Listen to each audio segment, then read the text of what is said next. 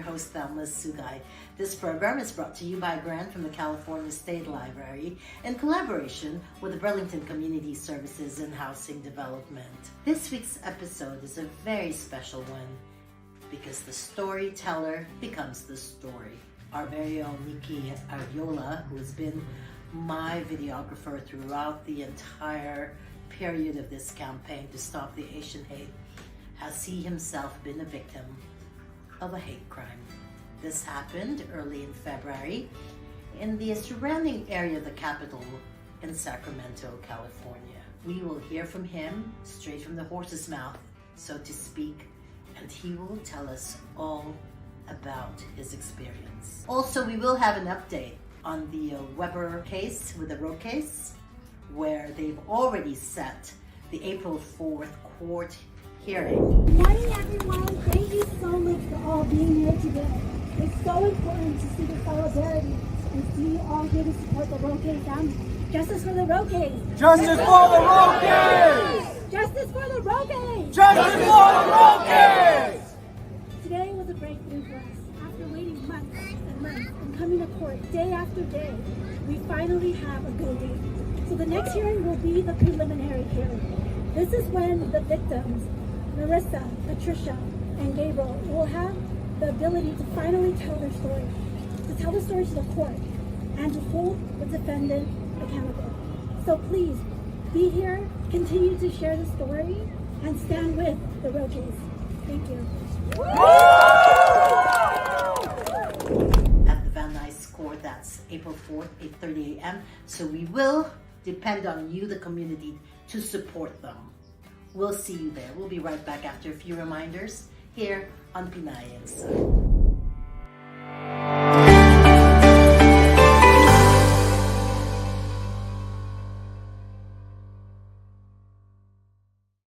Watch and learn Blog Talk with MJ Ricardo, founder of 75 Most Influential Filipino Americans in the U.S. and our very own member at the Asian American Press Club of the U.S. He's someone that's undeniably charming and full of knowledge and information, whether it be in the entertainment industry or just life itself. Let's listen and keep supporting our MJ Ricardo. Hope to see you there.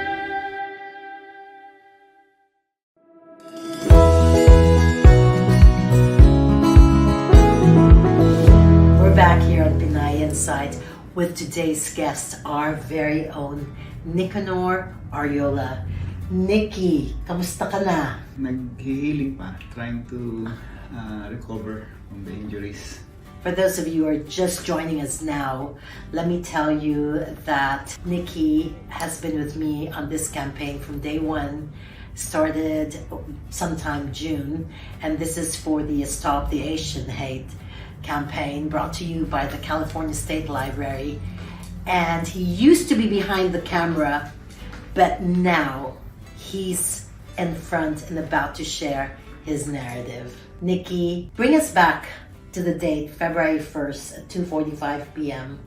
when you and your lovely wife, Julian, were walking around on the grounds of the Capitol in Sacramento, much like tourists. You were wearing your badge, your press ID. You had a camera on you, and you were simply taking photos. Take us from the time 2:45 strikes. You've taken all the photos, and then what happened? Yeah, somebody from behind just appeared. He's a black guy, and then tried to grab my camera from me. And of course, the normal thing that you're going to do in reaction to what his actions are, I have to protect it with your life. Yeah. Basically. Yeah. Because yun mga kinunan natin, nandun lahat sa camera mo. Yes? Nandun lahat. All the files. Everything is in there. So it wasn't just the value of the camera. Yeah. You were trying to protect everything in there. Yes. Yeah, that's really, everything that was part of your profession. That's your life. Yeah. Okay, and then you weren't thinking about your safety. You just hang on to your camera. Yeah. I would think there was a struggle. Yeah. Okay. And then he hits me, and then that guy hits me and also kicked me on the ground when I fell.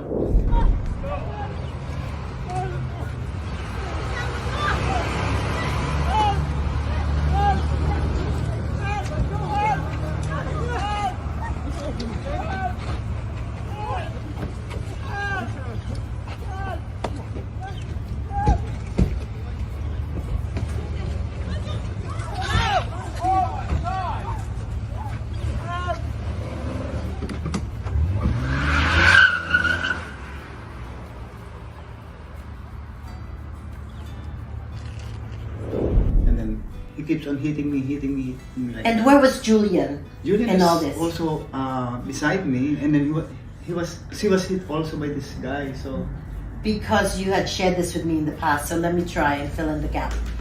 Because she was so afraid that you were not gonna come out of this alive. Yun ang lagi niyang sinasabi sa akin. Yeah, Akala ko, Thelma, patay na si Nikki. Because of how hard he was working on you. So do you think camera mo lang ang habol niya? nung sinisipa niya ako, I was in the ground. I saw the guy's face with full anguish on how to... Angry talaga. Yeah, nagalit siya, tapos talagang gigil. He's not saying anything, but you can see the face is really very, very angry and yung parang gigil siya, no? Oo. At saka minention mo rin sa akin na may mga ibang tao doon that had more valuable or more expensive camera equipment. So you feel single out ka niya? Yeah, that's what we felt, no? Okay. Being singled out. Kasi may mga naglalakad doon, they're having some more valuables than more expensive cameras than me. And then I was there taking pictures with my wife, and we were just taking picture of each other. And then just being singled out is the one that I think during the time that it happened, because there are a lot of people over there. It's 2:45. Now, what were the bystanders doing at this point? Anong ginagawa ng mga testigo? Yung iba, they're just watching, but some of them try to stop the guy, helping us out, just to stop the beating, because I'm being beaten a lot, no. Actually, I was able to kick him also, because I feel something like I need to fight back, no. Yes. So I kick him also. It's not siguro only one time I'm targeting, some vital, the legs or the knee. He's a very big guy. It's a big guy. Malaki. Yeah, malaki siya. Bigger Yeah. in stock than you are. Bata pa siya. So it's really hard to fight back. Ang tanong ko sa'yo, Nikki, you think you were being singled out because of your race, because of your age, or both? Anong It's palagay mo? both. Because may mga iba kasi doon, white people, black people who are just roaming around, hindi tinarget, who are also having some kind of, kasi tourist area nga, may mga cameras din sila. Siyempre, Pero since I'm an Asian, and I know what's going on, because as we said, we're covering the Asian hate for quite some time. I know, and so you're mindful. Yeah, mindful about, So you tried to keep your composure, I'm sure. But then at some point in time, I believe Julian was trying to keep you from really getting hurt. Yeah. So she gets hit. Am I correct? She got hit Natamaan too, din siya? So that also angers me too, because it's very dangerous what this guy is doing to us, no? And then we're being dragged it's right in front of the Capitol. We're being dragged. Yes. From that area up to that point we're on the street. So, okay, kaya ako po nag-yes. I know I wasn't there, but mabuti po naman may isang testigo. And she's actually very credible because she's a professor at the USF Medical School. So she's from San Francisco, and she was actually there for speaking engagement. Yeah, in that area. Yeah. Correct. And then she's able to take a video. Ang swerte nyo naman. Yeah, and then the tail end. Hindi the entire. Kasi medyo, she said in her story, and we'll try and get a live interview with her, but I know you had a conversation with her. You get a copy of the video too. So. And the video that you showed me, talagang they were dragged almost to the curbside, sa kalye. Then, biglang may dumating na getaway car. Or it was always there? It was always there. It was always Pero there. merong isang car wherein nakita niyo yung commotion, hinarangan niya ngayon yung Oo, yung white van, White nakita van, ko. oo, Oo. white van. Pero not quite, kasi nakalusot pa rin. And then, Oo. yung when we're being dragged towards that sidewalk, hanggang doon sa street, nakuha niya yung camera eventually. Pero hindi niya kinuha, kinapon niya, and then, because of the companion went out of the car, Oo. maybe, let's go na, okay na. Oo. Bugbog ka na. Bawi ka. Yeah. I think that's the reason Inatrasan why. naman kami. Correct. Oo. Umatras siya. Muntik na talaga kami masagasaan. Nakita ko yun sa video. Oo. As a matter of fact, parang nahulog si Mrs. Oh, yeah. Si Julia ng konti sa curbside. And then it looked like it was about to hit her on the foot or something, Yeah. on her legs. Almost. Diba? Kasi Yeah. nag-back Both up yung kotse para maiwasan yung van Oo. na nag-ano. You were taken to the hospital. Yeah. Finally, somebody called the cops, the Sacramento Police Force. They showed up. But you were saying that there should have been, or you actually saw some roving. Yeah, Okay. during that time before kami pumunta doon, nakakita kami ng roving police. Parang security. Yes. Oh, O talagang actually, police? mga police sila. Oo. Bicycle policemen. Oo. Ano sila. Tapos sila yung nagro-roving sa area. Pero wala sila during that time. And then, tagal na bago dumating. No? Oo. Next time. Oo. So when they arrive, siguro, ang tagal na. Tapos, andun na kami. And then there are people who are trying to, tell us. Diffuse. Diba? Yeah, Diffuse what was going yeah. on. Nakita ko yun, may mga dalawa, tatlo, may isa pang babae. Yeah, yung babae Talagang, humawak pa siya. talagang, oo. Nahawakan Palang niya. inaangklahan niya Oo. yung aggressor. Yeah, Oo. yeah. And then, so the car was there all that time.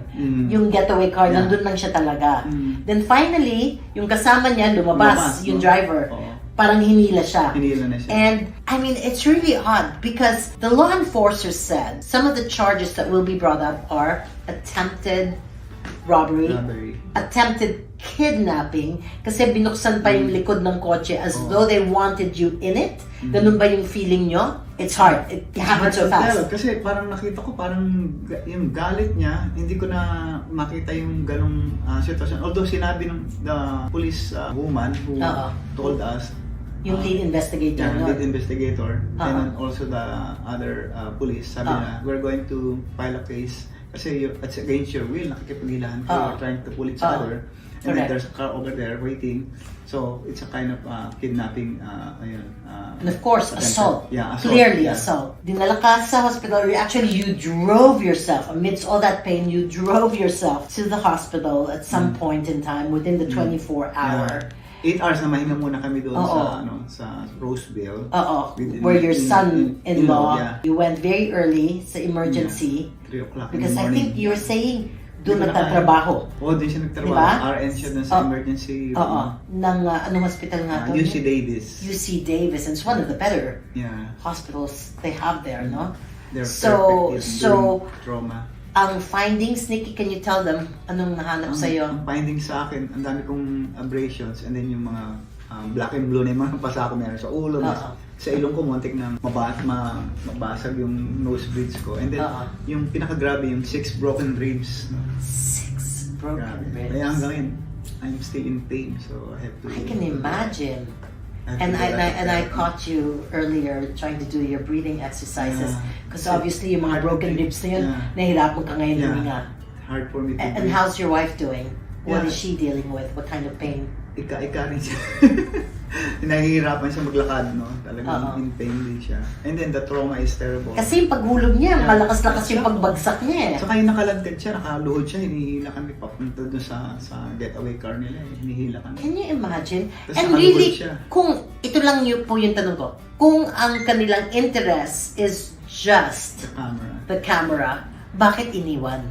Iniwan yung camera. Hindi ba? Oo. Pinaghirapan mo na rin eh. Halos makapatay ka na rin nga ng tao para lang sa supposedly that property. Pero hindi, iniwan. Isang Binagsak niya. insult eh. Parang ininsulto ka. Okay. Parang Oo. sinaktan Parang ka lang talaga. actually may mensahe ang sinasabi mo. The message was, I'm not interested in your camera. Yeah. I just want you in pain. I want to hurt you. Di ba? pinahihirapan ko lang ikaw. For whatever reason, hindi kita type, hindi ko type ang race mo, hindi ko type yung... di ba? For whatever. Plus, you're, myself included, we're not young. Yeah. We're actually all senior citizens working on this project. So, talagang feeling nila vulnerable ka. Si Nikki pa, lalaban talaga to. I mean, Naka-ID pa ako naka-ID pa ako ng yes, so honestly, you know what bothers Nikki more than the pain? Is the disrespect to the badge. He was wearing his photojournalist badge. And how dare you? It's basically how this man feels. How dare you do something to someone who has served the community, really, the underserved community, reporting exactly this, the Asian hate incidents, that some of them do lead to crimes. Yeah, sabi nga ng police na first responder na nandoon, sabi niya, so you're from the media? Yeah, I am photojournalist, sabi ko. Tapos sabi niya, really? And then he attacks you? He doesn't think twice to attack a media man? Now tell me, I'm just curious, and I don't know kung napansin mo to o hindi. Do you think he was under some influence? Nakadroga kaya yung mga yon? Hindi ko alam eh, pero without respect, wala siyang mask, Walang takot. Walang takot, oo. Walang takot, Wala siyang cover sa basically. mukha niyo. And then broad daylight, 2:45 in the afternoon. And here's another bold thing that I just heard as an update, and you shared this with me. Yeah. Thank you so much for sharing. You're not his first victims. No. He did it like 10 crimes na raw. 10 Sabi nung- times. Within the same vicinity? The same area, the same place. I am curious to know what the races are. I'm just curious. I don't know kung talagang trip lang niya tayo or if it's a random act of hate, kung galit lang siya sa mundo, period. But we'll have more of those stories. But this is the kind of incident we want people to report. Nikki, anong maipapayo mo sa mga nakakaranas nito on the street? Yung nakita ko dito sa situation na to, I think we have to be very, very careful everywhere we go.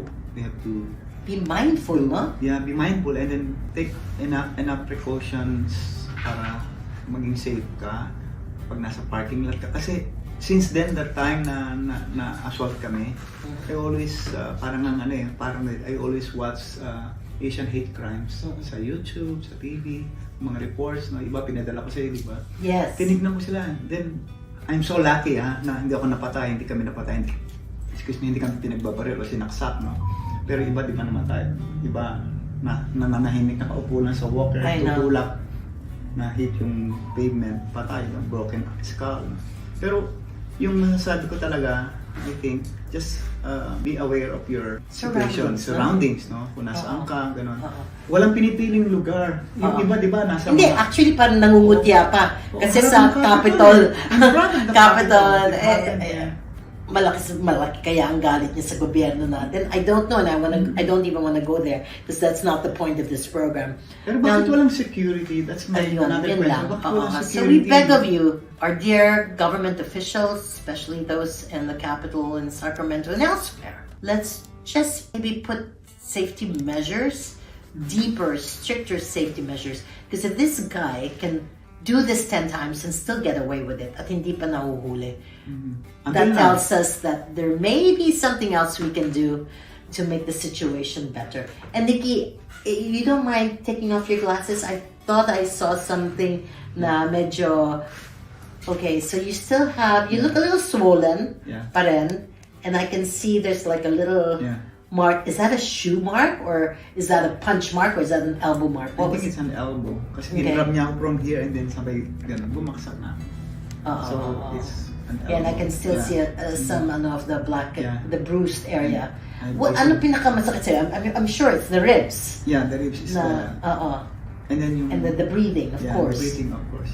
Breathing. Pero yung... I'm trying to, develop this kind of attitude now na try to forgive him. Because pag Tingnan nyo na kung sino pang na-assail. Siya pang gustong mag-forgive kahit na pag hindi pa humingi ng patawad, gusto mo nang patawarin. That speaks well of this man. Yeah, kasi pag magkaroon ka ng hate sa kanya o doon sa mga taong gumagawa noon, you're not, no difference na. Parehas na lang kayo, di ba? Correct. At saka it's actually a burden. Yeah, Di ba mas mabigat yung dalhin? Oo. Pero pag pinakawalan mo na, you say, I Yeah. forgive you, Mm. you know, just... Of course, I will not forget. No, I'll never No, forget this. of But I course. can And we forgive. don't want to because we need to create Yeah. the change. So, Nikki, sabihin mo sa ating mga kababayan, i-report nila, huwag silang matakot Yeah. kasi Yun nga. kunyari ito, Okay, kung matakot may ka. nag-report na yung 10 times, siguro naman, the reason why they know that it's happened 10 times, nag-report sila somehow. But I don't think anyone really pursued him the way we, and I say we because I will help him find good support systems so we can pursue this and we can get you a fair trial. I mean, obviously, I believe we have all the evidence to take this to court at some point in time so that we could get justice for Nikki. We've always talked about justice for the Roques, and now, Nikki, we need to pray for the same for you. Thank you very much, and I really appreciate for those people who are supporting us, my friends, my other fellow journalists, our videographer. Yes, My thank friend you, Robert Gamo, the famous or infamous, I will say, Robert Gamo. He is fearless, much like this gentleman. I mean, that's a whole other episode. We'll have Robert Gamo on front with us on camera instead of behind it. But going back to you, tell our kababayans what they need to do, what the process is. Let's share with them the process. Para patience, of course, is a virtue, right? In this Also, case, we've don't been be afraid. waiting. Yeah. Don't okay. be afraid. Tell the truth, no? Tell what happened to you, and then, you know. Don't be intimidated, right? Yeah, don't be intimidated. Even if wala silang papeles, di ba? Yeah, kahit wala kang papel. One has nothing to do with the other. Yeah.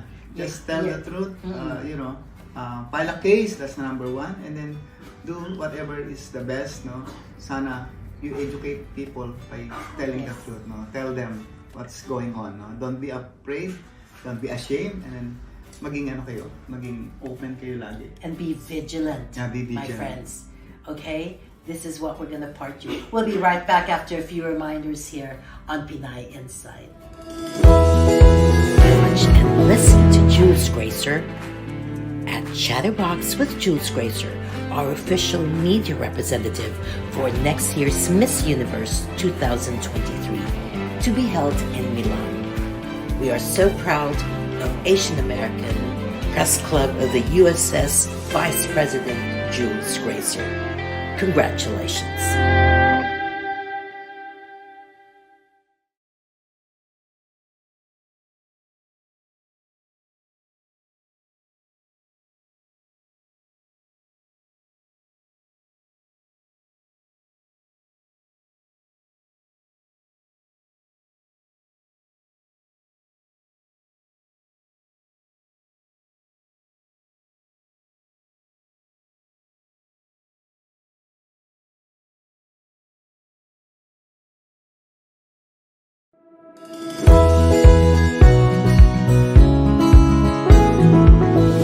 We're back here on Pinay Inside, still with our guest, Nikki Arriola. For those who are just joining in, Nikki had just, before we had broken for commercials, talking about his experience at the Capitol in Sacramento for what he feels was an Asian hate incident. And of course, he suffered 6 broken ribs. Just to summarize, wife also all bruised up. His camera is all intact, thank God. But that seemed to be the source or the interest in the beginning. You thought he just wanted your camera, but then you realize, looking back, that there were other tourists that had more expensive equipment on them. So you think you were singled out because of your race and of your age, which to the perpetrator seemed as though you were vulnerable. Little did he know that this Nikki has gone through a lot and he cannot be broken. So he fought for his life. He has lived to talk about this incident. But now, the other thing I'd like for you guys to know about Nikki is his love for freedom of the press. One of your very own friends, Percy Mabasa, we just lost him not too long ago. October 3 of last year. And circumstances surrounding his death are still a little blurry, although a lot of the other press people have hinted that they could have been the job of some of the politicians who did not sit well with the fact that Percy was fearless when it came to really saying it the way it is with the government, just exposing every incident of graft and corruption.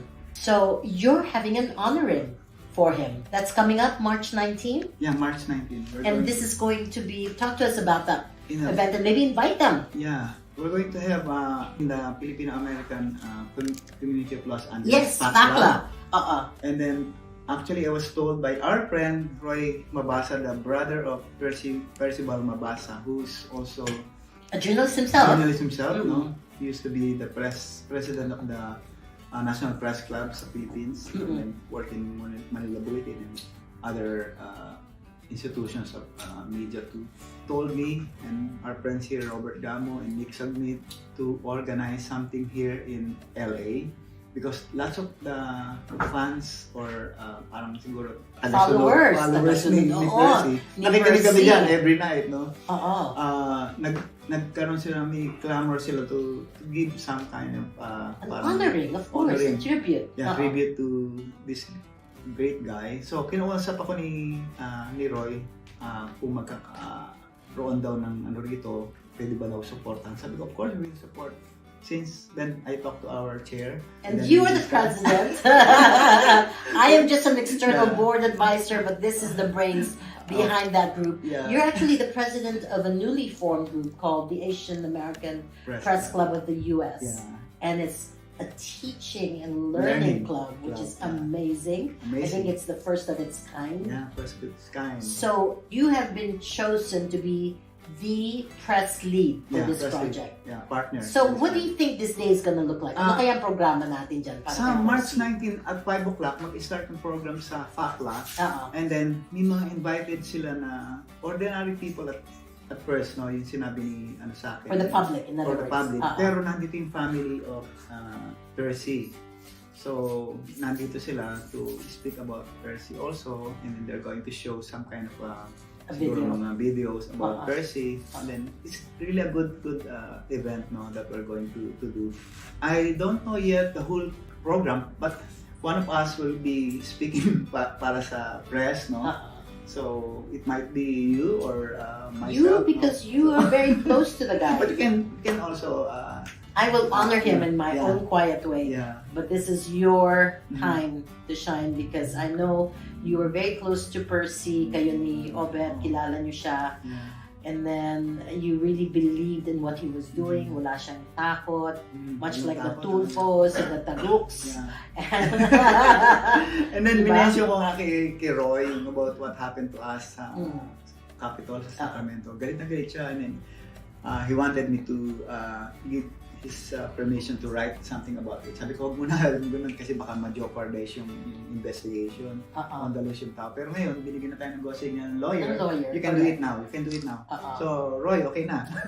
Nanonood si Roy. Papalabasin lang natin muna itong ating episode. And Roy, kumanta ka, he's a good singer. Is he? Tsaka kaibigan yata niya si Garth ba? Ang kaibigan niya? Yung anak niya, si Mark. Si Mark. Magaling. Ang kaibigan ni Garth. So, kakanta si Garth, which is one of your members and officers. Si social media mo yon. Sa board of directors.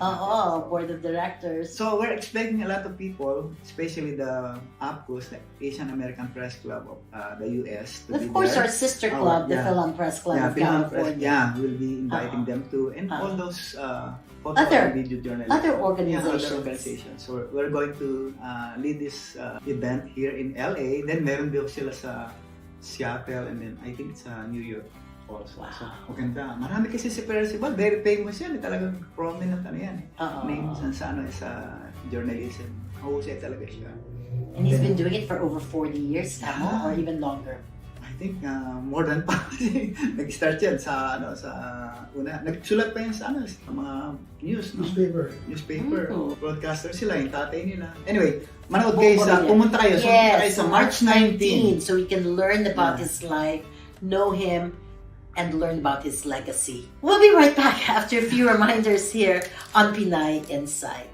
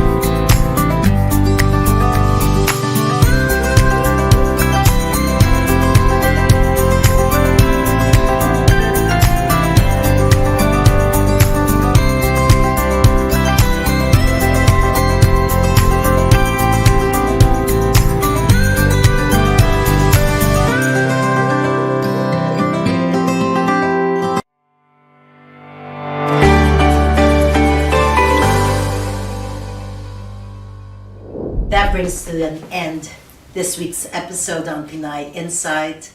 We hope you've learned a little something from the sharing of our very courageous Nikki Arriola. And to all of you, I remind you, let's educate and don't hate. We'll see you next week.